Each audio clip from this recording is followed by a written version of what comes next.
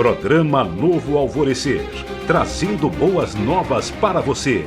Uma realização Assembleia de Deus de Caratinga.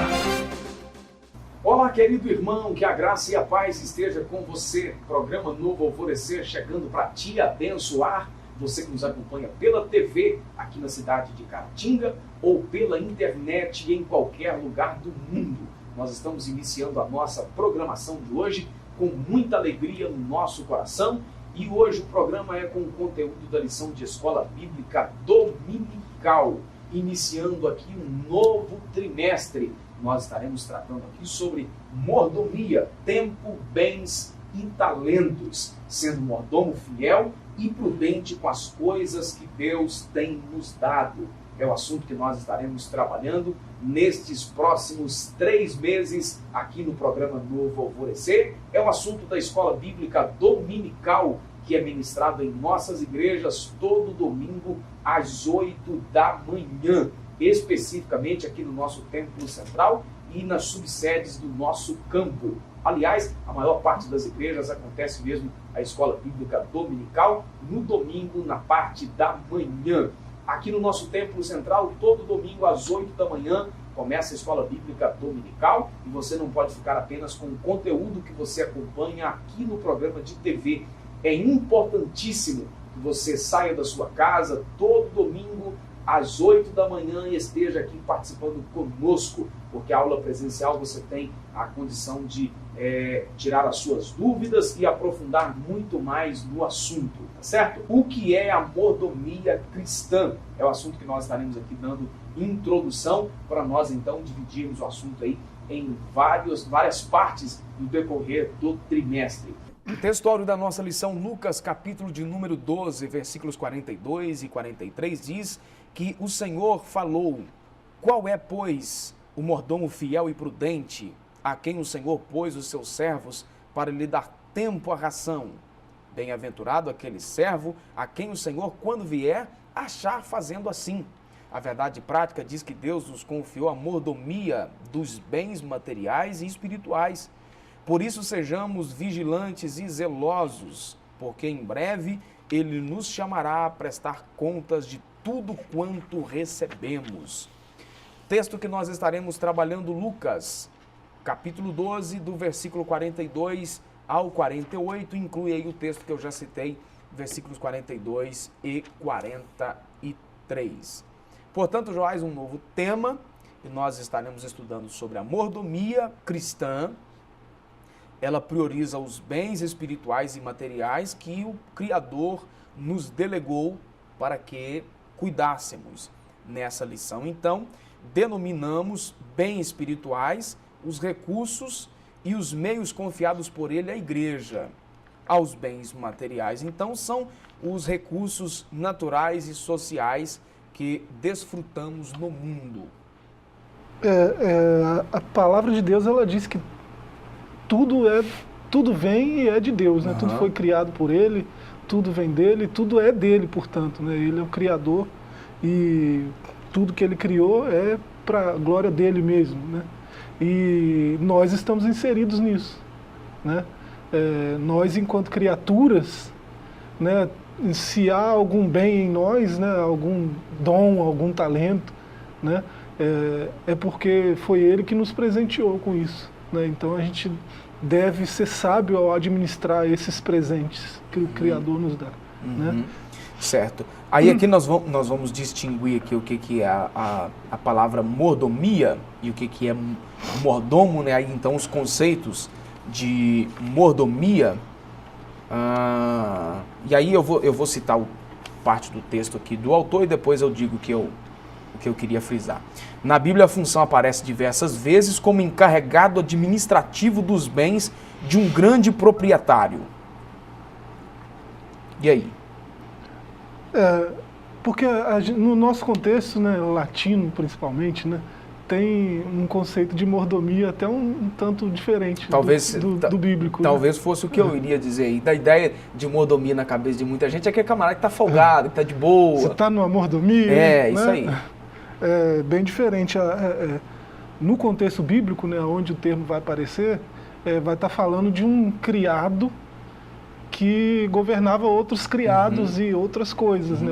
Os bens. De uma pessoa em destaque que exercia uma função de confiança. Um né? administrador, né? Alguém que administrava os bens do seu senhor. Né? Um criado que governava, inclusive, outros criados. Né? Um exemplo bíblico que a gente tem disso no Antigo Testamento, por exemplo, é de José, né? Enquanto na casa de Potifar. Né? O texto diz que José administrava tudo foi confiado a ele, ao ponto que o seu senhor nem sabia quanto que gastava na sua casa. Era um cargo de muita confiança. Né? Então, se o nosso Senhor, ele nos dá tempo, né? Bens e talentos, né? São bens preciosos, né? São presentes preciosos, valiosos. É porque ele confia na gente. Né? Um outro exemplo ainda no Antigo Testamento de alguém que a gente vê que tinha uma função, era um mordomo e tinha uma função de confiança, e agora no Palácio Real, foi Neemias, né? Ele chegar a administrar, né, com sabedoria, e o próprio Senhor reconhece que ninguém no seu império, né, que era mundial, então, né, tinha a sabedoria que Daniel tinha. Né, de Neemias. Neemias. Você está falando de Neemias, Sim. eu entendi Daniel. Também serve para o Daniel. No contexto, né? Em épocas diferentes, mas você citou um outro. Legal. Vamos lá então. A palavra significa cargo ou ofício do mordomo. Na Bíblia, a mordomia diz respeito a todo o serviço que o crente realiza para Deus e o seu comportamento diante do Pai e dos homens. A mordomia é, na verdade, a administração dos bens espirituais e materiais, tanto no aspecto individual quanto no coletivo do ser humano. Assim, nossas faculdades espirituais, emocionais e físicas são o objeto da mordomia cristã.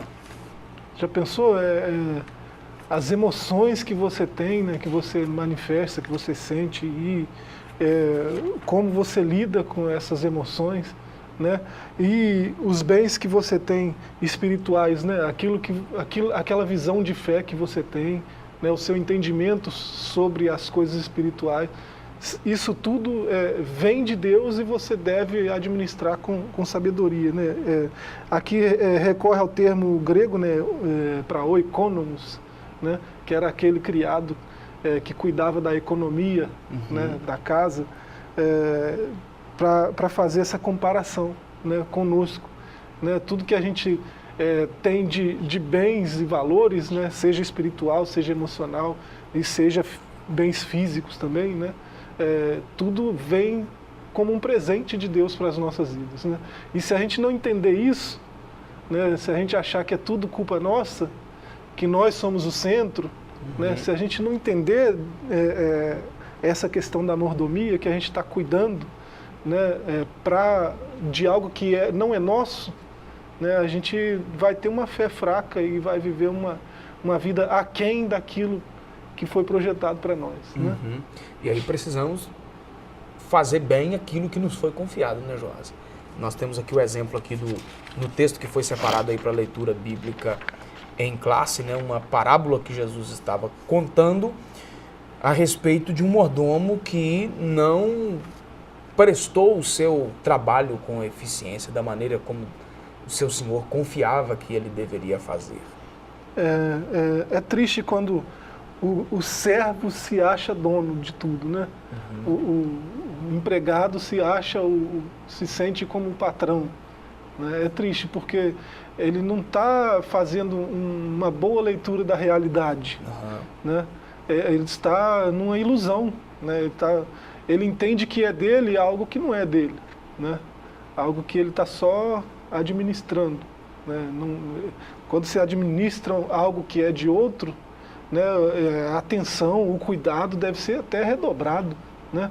Se eu danificar uma coisa que não é minha, né, o que isso vai acarretar para mim, seja de bem ou de mal? Né? Então a gente deve ter esse conceito em mente, não perder isso de vista, né? Para viver uma vida melhor até. Né? Continuando o programa Novo Alvorecer, agora segundo tópico da nossa lição, a mordomia espiritual do cristão é o tema deste bloco. A mordomia deve ser de grande valor e prática. Certa vez um fariseu resolveu testar Jesus quanto à visão sobre os mandamentos da lei de Moisés. Aí o que ele fez? Ele, conhecendo bem, Joás, as leis, os mandamentos, ele questionou Jesus perguntando: mestre, qual é o grande mandamento da lei? E aí Jesus, de maneira sábia, serena e consistente, ele respondeu para aquele homem: amarás o teu Deus de todo o coração, de toda a tua alma e de todo o teu pensamento, amarás o teu próximo como a ti mesmo. E aí, logo em seguida, vem a pergunta: quem é o próximo? É uma lição riquíssima, né?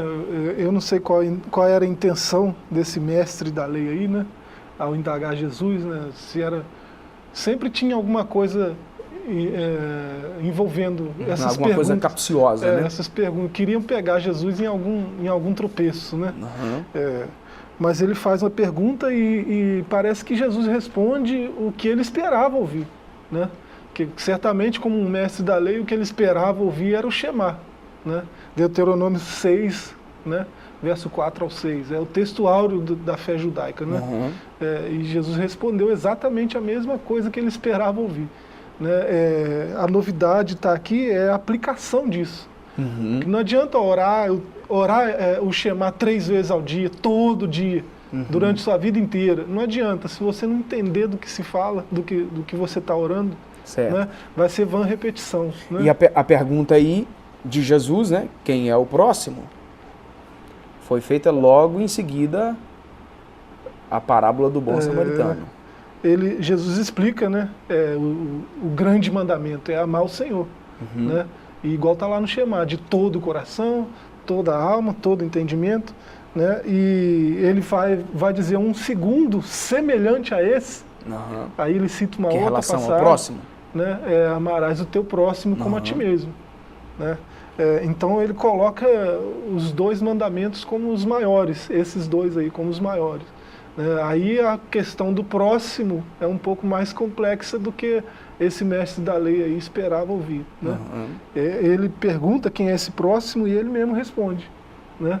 É qualquer um que está no meu raio de convivência, né? Aquelas pessoas com quem eu me relaciono durante a minha caminhada é o meu próximo, né? Então, independente de raça, de etnia, de visão política, de visão religiosa, né, é o meu próximo. Então, não deve haver acepção nenhuma, né, quanto a isso de amar o próximo. Né, e amar o próximo é um negócio, né, que envolve muita coisa. Né? Quem ama serve, quem ama ensina, né, quem ama corrige, né, quem ama supre.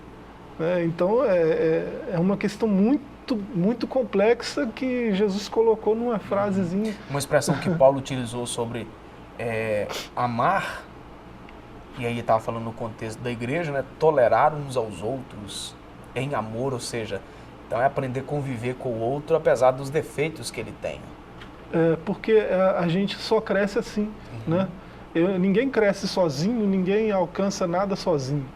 Né? É preciso entender que o outro faz parte né? do processo. E tem defeito que às vezes a gente tem, que não é pecado, mas são defeitos pessoais, né? Tem gente que é ramonento, tem gente que é enjoada, difícil de se conviver com ele, pegajoso outra hora e tal. Né? E a gente só aprende convivendo, né? Exatamente. A gente vai se melhorando à medida que a gente se relaciona com os outros, né? Se esse relacionamento for sadio, né? Certo. Então, nós precisamos ter essa administração aí, né? Já que nós estamos falando de mordomia do amor cristão, é administrar isso. E essa administração envolve essas questões que o próprio Senhor colocou, né? De não fazer acepção. Mas é samaritano, então eu vou passar de largo. Certo. Né? Sobre a fé, a palavra fé traz a ideia de confiança que depositamos em todas as providências de Deus. A melhor definição de fé foi a escrita pelo autor aos Hebreus, né, que outro dia você quase disse aqui que era Paulo. Né? Não falei nada. Hebreus 11:1. diz que a fé é o firme fundamento das coisas que se esperam e a prova das coisas que não se veem. Não tem definição melhor, né, de fé. É uma convicção de algo que eu não estou vendo. Uhum. Eu sei que é aquilo, mas eu não estou vendo. Uhum. Né? E aí, como ser um mordomo da fé, então? Como administrar isso em meio, às vezes, às incertezas, em meio aos problemas, em meio às adversidades que nós enfrentamos? A resposta para isso, né, como fazer uma mordomia da fé, eu acho que não está apontado aqui, mas se você for olhar o que Salomão disse em Provérbios 4, olhar o que os salmistas disseram no Salmo 119, principalmente, né, a questão do coração. Uhum. Né? Se as fontes da vida saem do coração, né, procedem do coração. O próprio Senhor Jesus falou que a boca fala do que o coração está cheio. Uhum. Né? O próprio Senhor falou que é do coração do homem que saem os maus desígnios, a avareza e um monte de outras coisas ruins. Né? Isso tudo nasce do coração. E por que isso sai do coração? Porque eu coloquei lá. Né? O que sai do meu coração fui eu que coloquei lá, eu que plantei lá. Então a mordomia, né, o cuidado com a fé, e também o tópico anterior, né, com o amor, né, o cuidado com essas coisas é plantar boas sementes, né, sementes de fé, de amor, né, plantar essas sementes e mantê-las vivas e sadias, né, e não plantar coisa ruim para entupir, para atrapalhar essas sementes boas. Né, se é que o pessoal entende o trocadilho, né? Uhum. Mas é isso que o autor estava falando. Certo. Então a gente vai fazer uma boa mordomia da fé, né, se a gente nutrir o nosso interior, né, a nossa mentalidade com coisas sadias, saudáveis. Uhum. Né? E para nós fecharmos aqui, ao escrever ao jovem pastor Timóteo, já próximo da morte, Paulo disse: combati o bom combate, acabei a carreira, guardei a fé.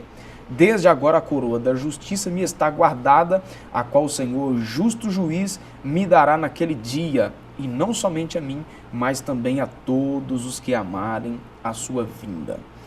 O autor utilizou aí de uma expressão sobre depósito espiritual da fé. Eu, particularmente, não sou muito fã dessa palavra do depósito aí, a gente ouve muito isso, não é? Do depósito de oração, depósito de fé, depósito não sei o quê.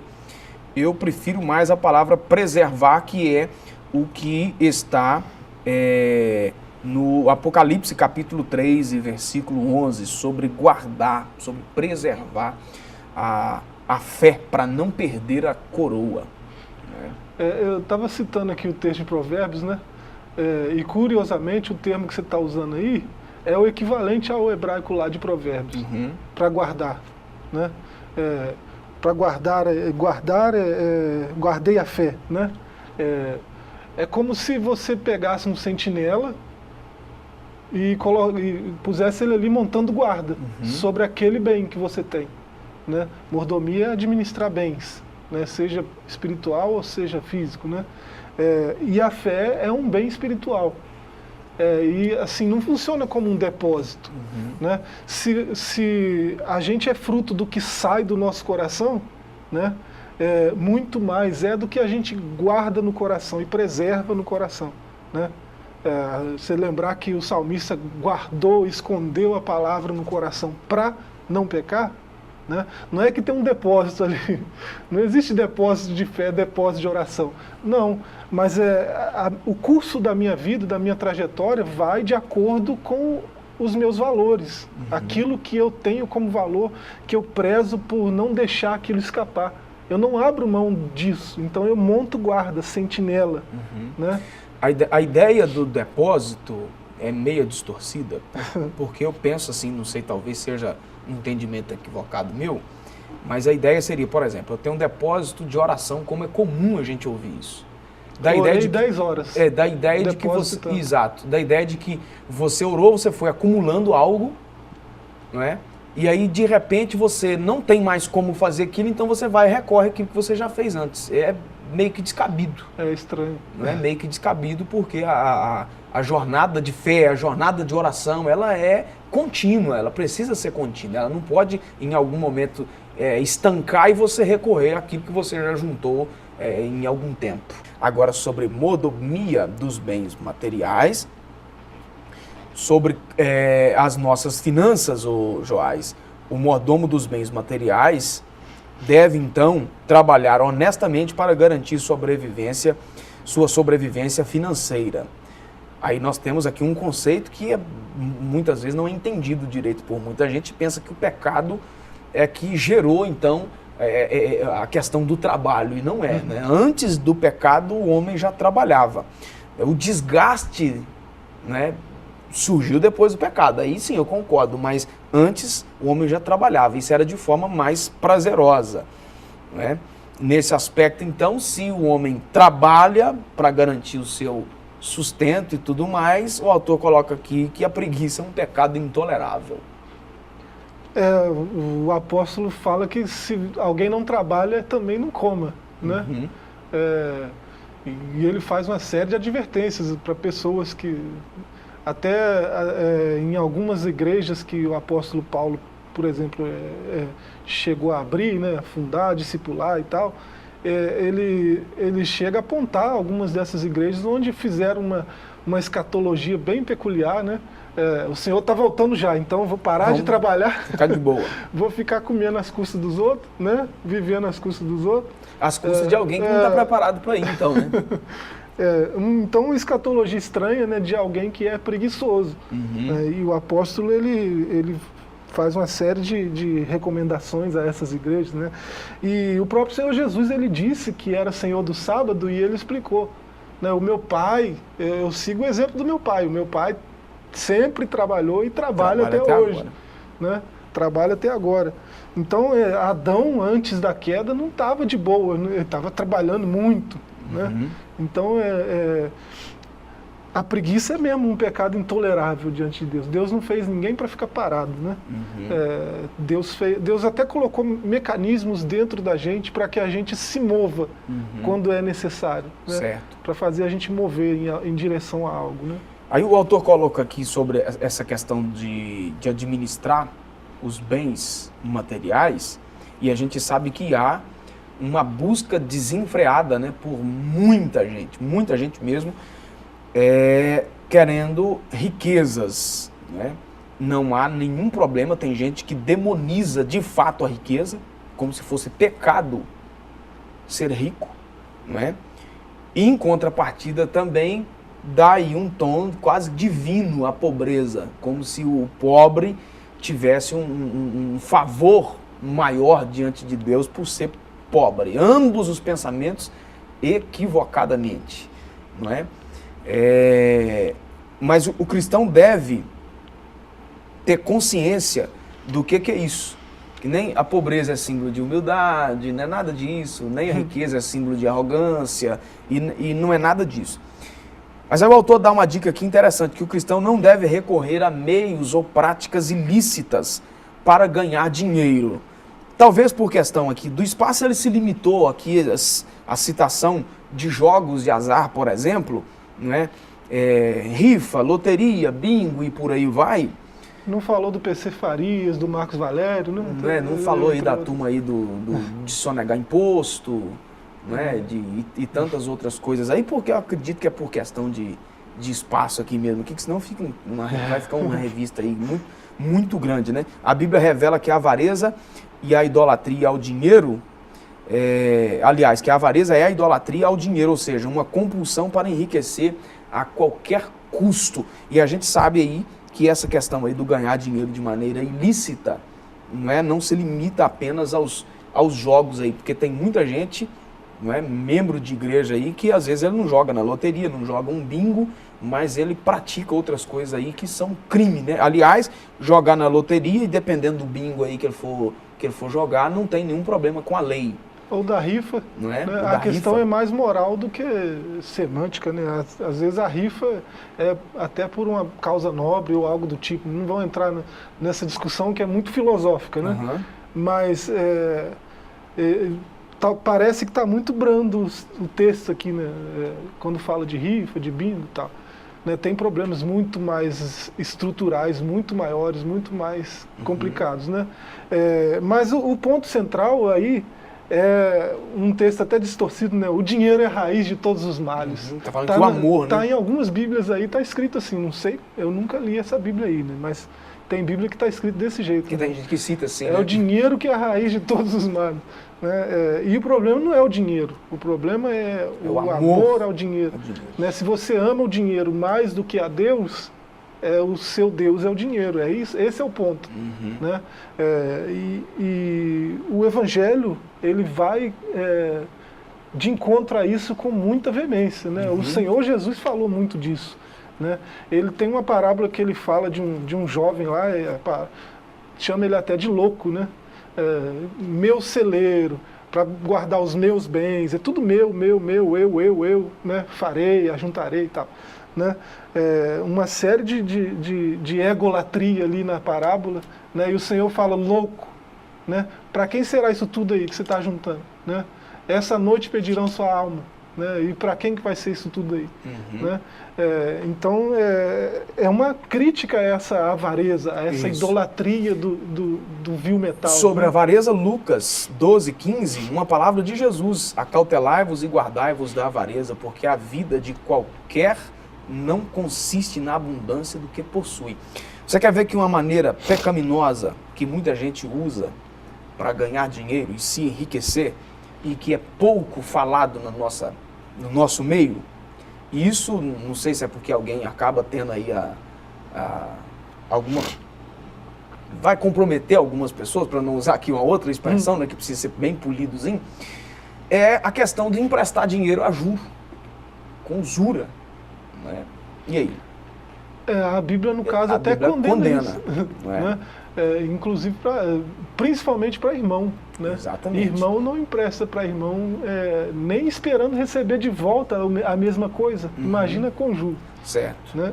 Então é complicado. Sobre a contribuição para a igreja, para nós fecharmos aqui que o nosso tempo já foi, há várias maneiras pelas quais o cristão pode e deve contribuir para a expansão e manutenção do reino de Deus. O autor citou aqui dízimos e ofertas, que é uma das maneiras. Isso aqui, na verdade, é um dever de todo cristão ser dizimista e ofertante, mas não são as únicas maneiras. Então, ou seja, que cada cristão deve ser dizimista e ofertante, e a sua contribuição não se limita a isso. Dá a impressão de que a pessoa entregou dízimo e oferta, ele está livre de qualquer outro dever no reino de Deus. Né? Então ele precisa ser dizimista e ofertante e colaborar de alguma outra maneira com seu dom e com sua habilidade. É isso, trabalhar para o Senhor, né? É uma oferta também. Né? E tempo é dinheiro, né? Então se você está oferecendo seu tempo, né, no trabalho do Senhor, você está fazendo uma oferta também. O dízimo, as ofertas são uma oportunidade de exercitar, né, a nossa devoção a Deus e de mostrar para nós mesmos que o nosso Deus é outro, não é aquele metal ali. Tá certo. Joás, obrigado mais uma vez. A gente continua no nosso próximo programa, onde nós iremos abordar aí a segunda lição do trimestre, e você é o nosso convidado especial a participar conosco, a nos acompanhar mais uma vez. Eu encerro aqui dando a agenda de cultos da nossa igreja e convidando você para participar conosco toda terça, quinta e domingo, sempre às 19 horas. Esse assunto que nós abordamos aqui é ministrado todo domingo às 8 da manhã, com um tempo mais extenso e a oportunidade de você tirar as suas dúvidas com a aula presencial na Escola Bíblica Dominical. Um abraço, fique na paz e até o nosso próximo encontro. Programa Novo Alvorecer, trazendo boas novas para você. Uma realização Assembleia de Deus de Caratinga.